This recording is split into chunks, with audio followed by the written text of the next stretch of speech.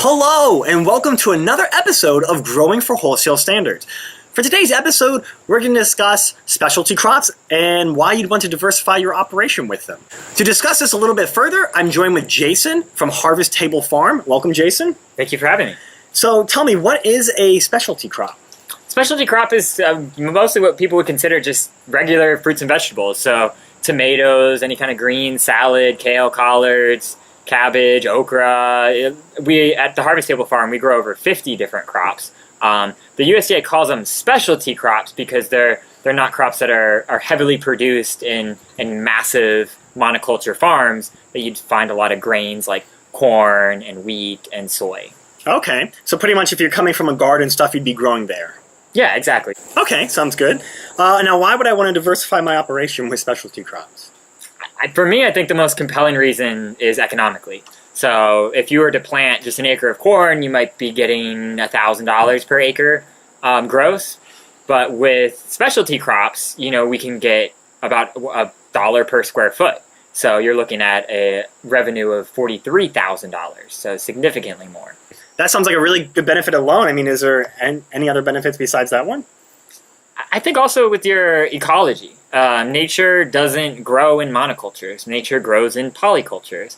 And having diversity of different things, producing pollens and nectars at different times of the year is going to attract a lot of beneficial insects onto your farm and increase your farm biology that is so essential for helping with management. A lot of our beneficial insects that we have, we've got the spine soldier bug that's it's a predatory stink bug for over 70 different crops.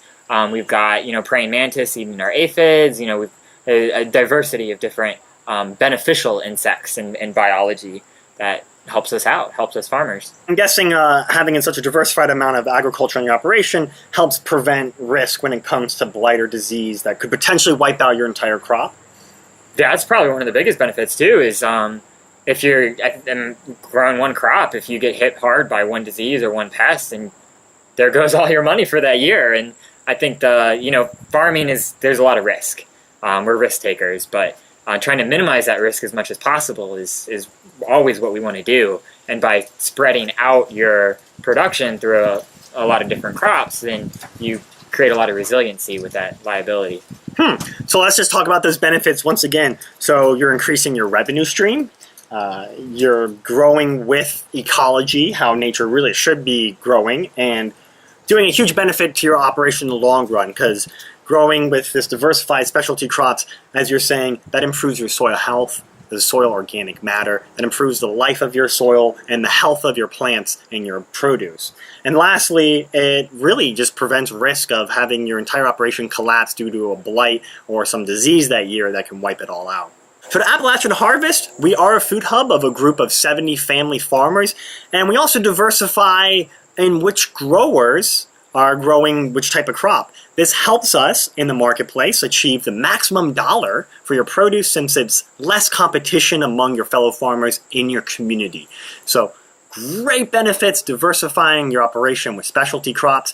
If you're curious more about what specialty crops are, attached below in the description is a list of the USDA approved specialty crops.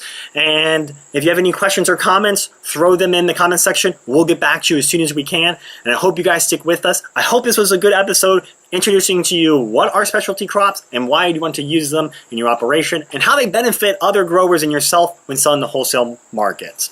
Alrighty, thank you again, Jason from Harvest Table Farm, and I hope to see you guys next time on Growing for Wholesale Standards.